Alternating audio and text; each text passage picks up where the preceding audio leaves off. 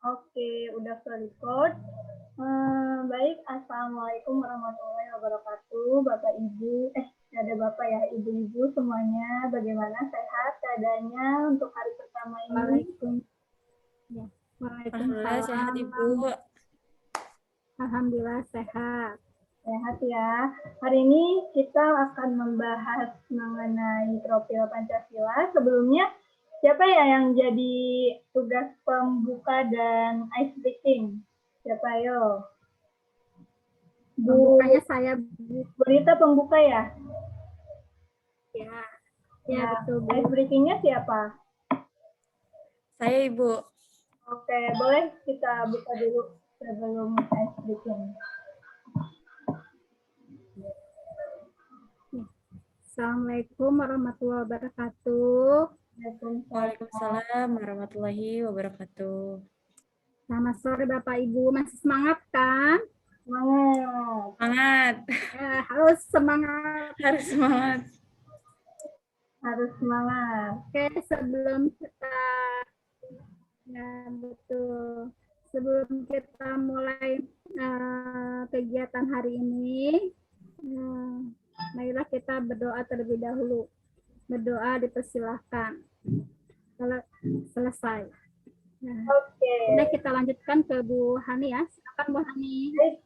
Sebelum masuk ke pembelajaran kita, alangkah baiknya kita ice breaking dulu nih, biar semuanya semangat dalam melaksanakan proses diklat hari ini. Mangga Bu Isma. Ya, baik Bu Hani. Ibu-ibu, di sini saya akan memandu ice breaking ya. Boleh saya minta tangan kirinya direntangkan? Yuk, rentangin yuk. Oke, nanti kalau ada bapak saya bilang dot dot dot, silakan ibu-ibu ditekan kencang juga nggak apa-apa ya, karena ini untuk refleksi tangan gitu. Oke, dot dot dot. Kemudian kemudian saya bilang line line line. Line line. Oke, spider here. Spider here. Spider there. Spider there. Spider anywhere. Spider anywhere. Oke, bisa Ibu-ibu? Bisa.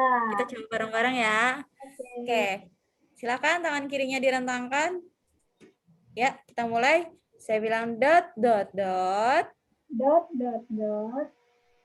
Line line line. Line line line. Spider here. Spider here. Spider there. Spider there. Spider anywhere. Spider anywhere. Oke, kita lanjut ke tangan yang satunya lagi, yang tangan kanan. Ya, silahkan direntangkan tangan kanannya. Ya, kita mulai pakai bahasa Indonesia ya, Ibu-ibu ya. Titik, titik, titik. Titik, titik, titik. Garis, garis, garis. Garis, garis, garis. Laba-laba di sini. Laba-laba di sini. Oke, laba-laba di sana. Laba-laba di sana. Laba-laba di mana-mana. Laba-laba di mana-mana. Oke, semangat. Mungkin itu aja Bu Hani. Silakan saya kembalikan ke Ibu Hani. Yap. Udah semangat nih ya, udah ice breaking. Tadi udah dibuka juga sama Bu Rita. Ice breaking juga menarik, jadi semangat. Lanjut kita langsung ke materi profil Pancasila. Sebentar, saya share screen dulu.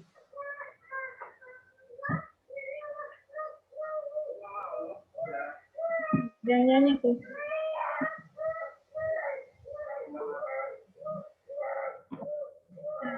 Sudah terlihat Bapak Ibu screen saya? Sudah Bu Hani? Sudah ya. Lihat Bu. Oke. Baik, kita mulai. Hari ini kita akan membahas mengenai profil pelajar Pancasila. Sebelumnya Bapak Ibu udah ada yang mengenal belum mengenai profil pelajar Pancasila ini? Maka di sekolahnya pernah nggak gitu ngedengar tentang profil pelajar Pancasila? Apa belum ada?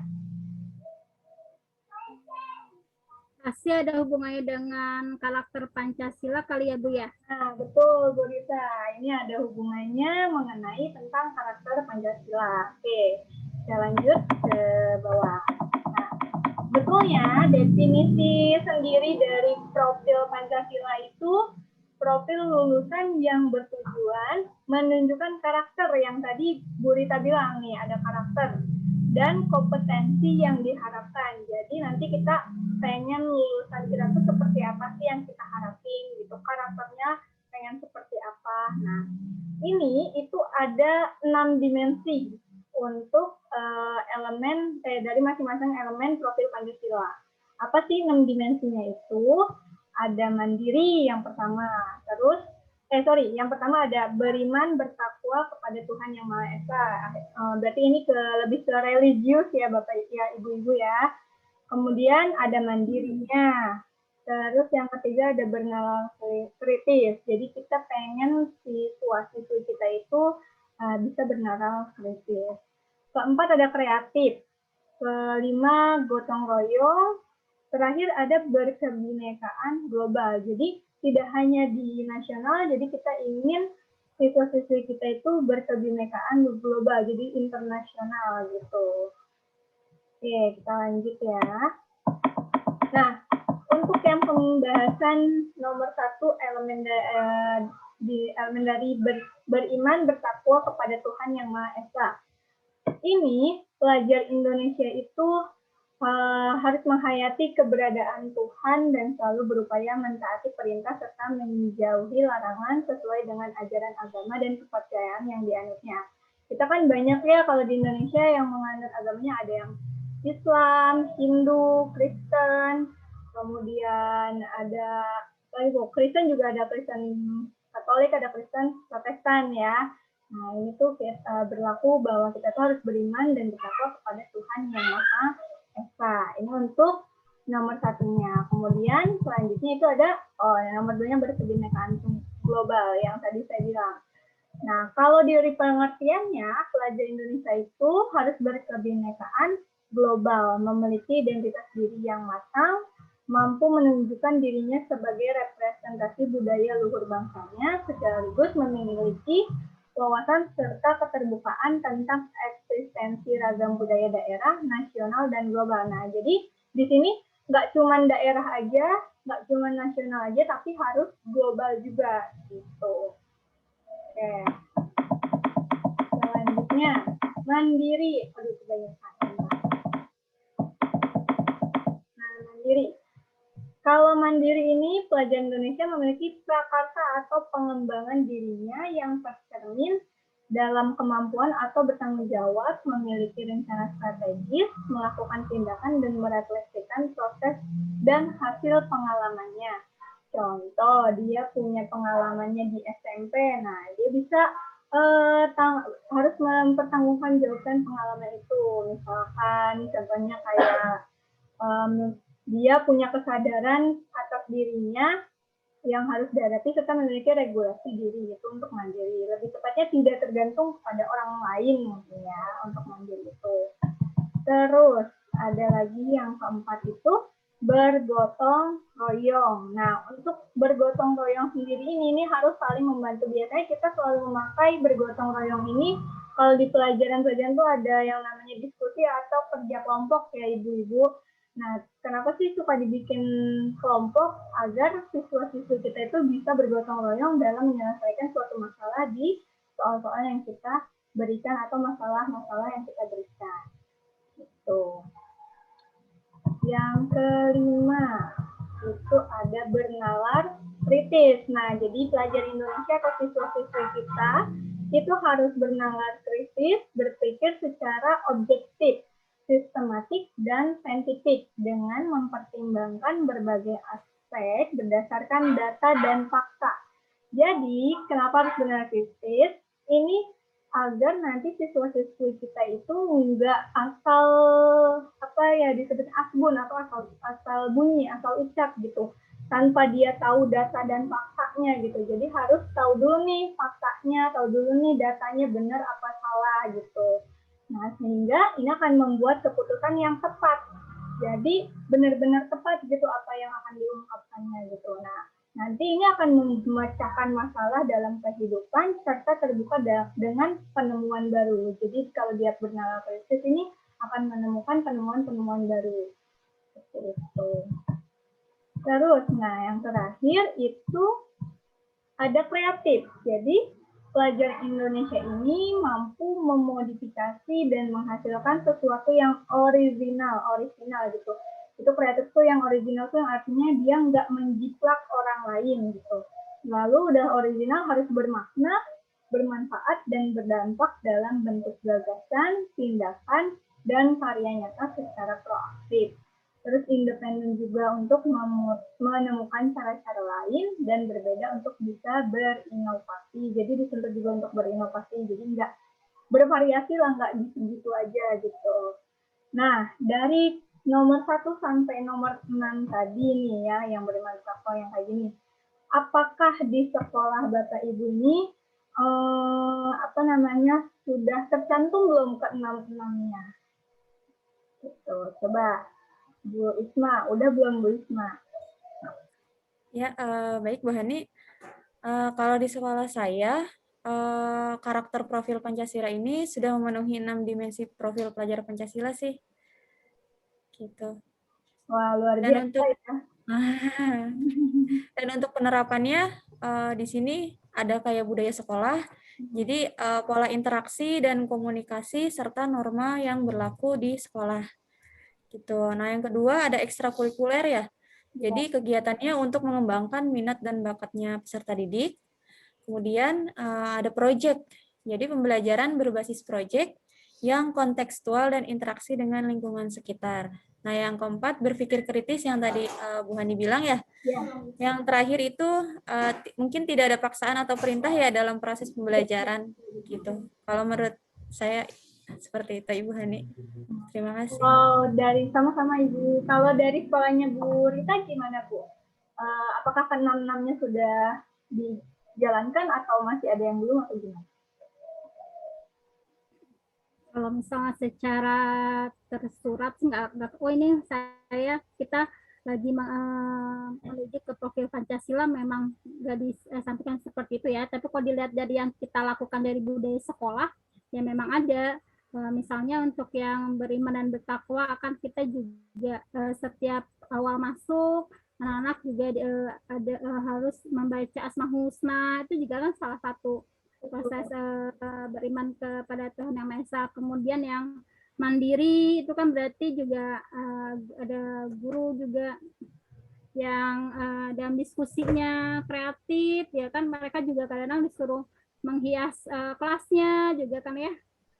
Cuma mungkin kan kalau di sini kan lebih spesifik lagi ya, jadi mungkin waktunya di mana, tapi tanpa kita sadari dari sebelumnya juga kita sudah menanamkan profil pelajar Pancasila tersebut ya, cuma tidak diikonkan kan ya. Iya, gitu ya.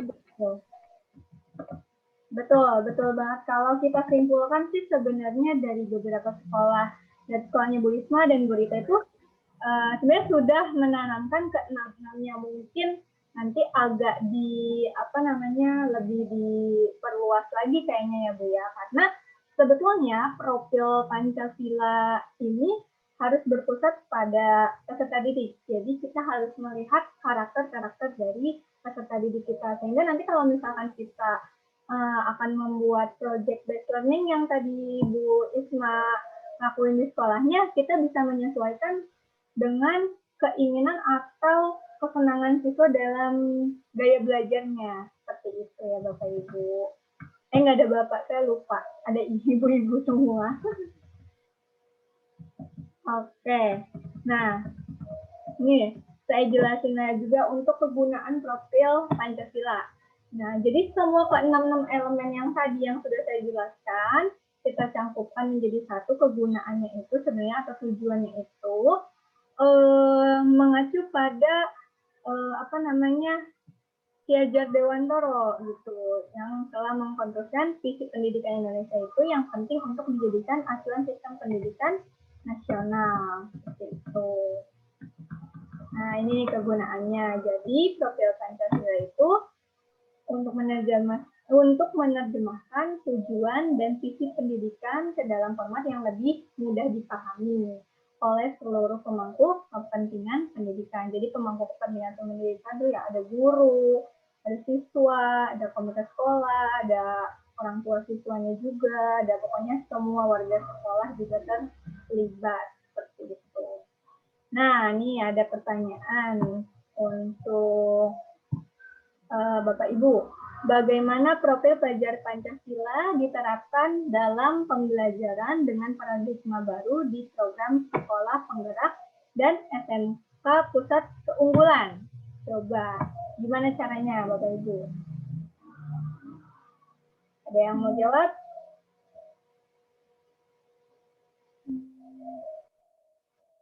Masuk ke dalam masuk ke dalam proses pembelajarannya mungkin ya Bu. Ya, ya, profil pelajar Pancasilanya itu harus diterapin pada saat pembelajaran gitu. Contohnya seperti apa kalau di sekolah-sekolah penggerak, kalau sekolah pusat keunggulan?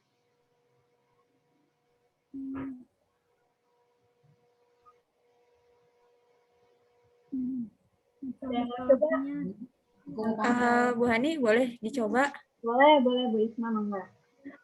Kalau misalkan penerapan dalam pembelajarannya mungkin kita dimulai dari diri kita sendiri ya. Jadi kita harus mengenal karakter anak tersebut. Jadi biar lebih mudah dalam mengelola pembelajaran gitu. Jadi agar dapat hasil yang maksimal. Oke. Ada ditambahin mungkin Berita mau menambahkan?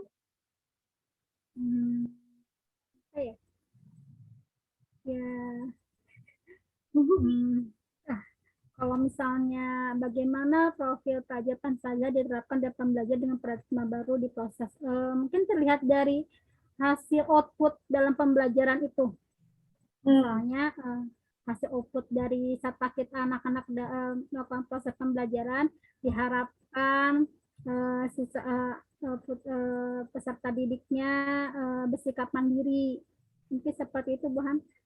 Ya, mungkin kalau saya simpulkan lagi kayak misalkan juga bisa ditambahin kayak kita memasukkan project based learning tadi, terus misalkan di pembelajarannya gimana caranya anak-anak bisa lebih aktif gitu, misalkan dengan presentasi atau dan lain sebagainya, mungkin itu juga bisa masuk ke dalam proses pembelajaran begitu. Oke, mungkin cukup sekian untuk materinya yang profil Pancasila. Saya stop share-nya dulu. Screen sharing-nya saya stop dulu. Nah, dari materi yang tadi saya jelaskan, apakah Bapak Ibu masih ada kebingungan atau gimana? Untuk yang profil Pancasila atau udah paham? Alhamdulillah sudah paham Ibu Hani untuk 6 dimensi profil pelajar Pancasilanya. Oke, kalau sudah paham, tadi apa saja coba yang 6 elemennya tadi apa aja? Beriman, kreatif, terus bernalar kritis, mandiri, bergotong royong, berbineka tunggal global. Nah, itu. Berkebinekaan global. Berkebinekaan global. Itu. Jadi apa yang saya jelaskan tersampaikan dengan baik. Nah, jangan lupa nanti ada lembar kerja yang saya kirim di LMS itu mengenai 6 elemen yang ada di profil Pancasila, maka dikerjakan sesuai waktu yang sudah disepakati. Oke, karena waktunya juga sudah mencapai puncak, biar nggak ngebul otaknya, mari kita ice breaking lagi ya. Ayo Bu Isma, ice breaking lagi. Oke, untuk ice breaking-nya mungkin ganti ya Bu ya? Boleh diganti. Oke. Oke, nanti kalau misalkan saya bilang mana semangatmu. Nah, kemudian ibu-ibu bilangnya ini semangatku gitu. Oke. Terus kalau misalkan saya bilang mana semangatmu, terus ibu-ibu bilang ini semangatku. Nah, terus saya bilang lagi mana. Terus ibu-ibu bilang ini gitu. Mana? Ini. Mana? Ini. Jadi ngikutin nada suara saya ya ibu-ibu ya. Oke, siap. Bisa kita mulai? Bisa. Oke. Kita mulai ya. Mana semangatmu? Ini semangatku. Gitu bukan? Mana semangatmu? Ini semangatku. Mana? Ini. Mana? Ini. Mana? Ini. Oke, tepuk tangan untuk kita semua. Ya, terima kasih Bu Hani. Sama Ibu Isma. Mangga, ada yang mau ditanyain lagi? Perihal tugasnya atau dan lain sebagainya? Cukup jelas Ibu. Jelas ya, kalau cukup jelas. Mangga Bu Rita pimpin untuk penutupan. Ya.